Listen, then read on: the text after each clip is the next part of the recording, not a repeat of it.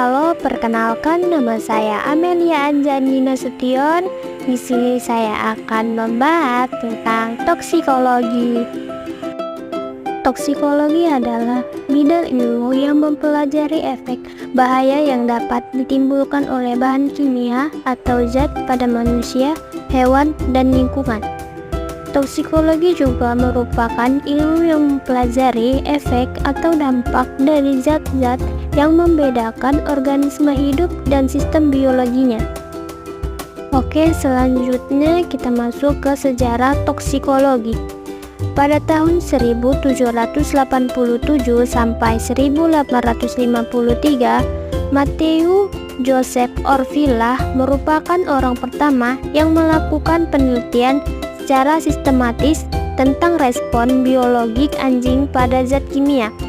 Ia mengembangkan analisis terhadap racun, misalnya AS atau arsen, dan meletakkan dasar toksikologi forensik. Toksikologi juga dikembangkan oleh ahli lain seperti Francois Magendie pada tahun 1783 sampai 1855 yang meneliti efek strinin dan emetin. Selanjutnya kita masuk tujuan toksikologi. Tujuan toksikologi adalah mengenal dan mengkaji mekanisme efek toksik bahan kimia terhadap makhluk hidup agar manusia dapat menggunakan dan hidup berdampingan dengan toksik tanpa menimbulkan efek yang merugikan, seperti gangguan kesehatan atau lingkungan hidup rusak. Ilmu dasar cabang toksikologi ditunjang oleh beberapa ilmu dasar seperti kimia, farmakologi, imunologi, patologi, fisiologi, dan biologis.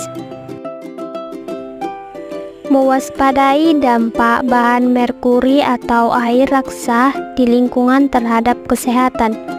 Merkuri atau raksa dalam bahasa Latinnya hydrargyrum, air atau cairan perak, merupakan salah satu unsur kimia yang pada tabel periodik mempunyai simbol Hg dan nomor atom 80.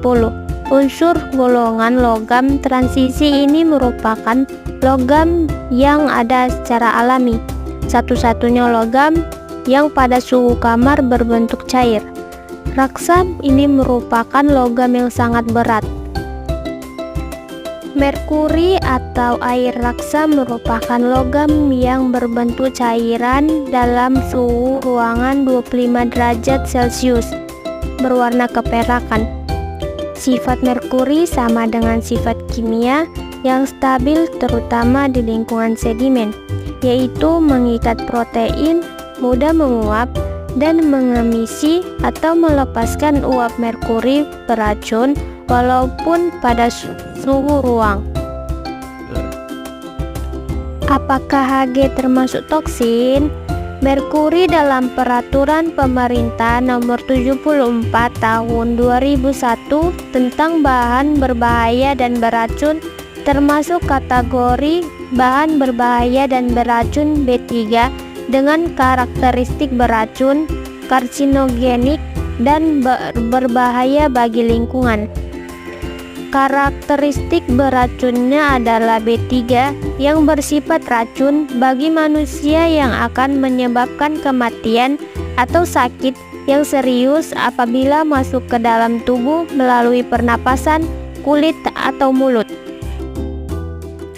Raksa merupakan unsur kimia yang sukar mengalami proses pelapukan baik secara fisik, kimia, maupun biologi atau tahan urai. Di lingkungan, walaupun kadarnya rendah, dapat diabsorpsi dan terakumulasi melalui proses biologis atau melalui rantai makanan. Proses perjalanan merkuri ke dalam tubuh manusia bisa dari media air, udara, maupun tanah. Bisa juga dari hewan atau tumbuhan yang sudah tercemar merkuri.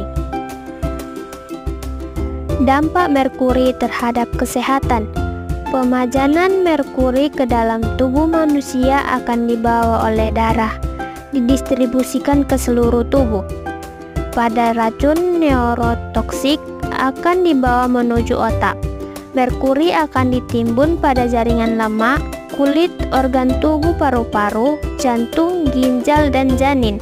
Akumulasi Hg dalam tubuh dapat menyebabkan tremor, Parkinson, gangguan lensa mata berwarna abu-abu, serta anemia ringan. Dilanjutkan dengan gangguan susunan saraf yang sangat peka terhadap Hg, dengan gejala pertama adalah parestesia, ataksia, disenteria, ketulian, dan akhirnya kematian. Wanita hamil yang terpapar alkil merkuri dapat menyebabkan kerusakan pada otak janin, sehingga mengakibatkan kecacatan pada bayi yang dilahirkan. Hasil penelitian menunjukkan bahwa otak janin lebih rentan terhadap metil merkuri dibandingkan dengan otak dewasa. Sekian dari video saya, terima kasih.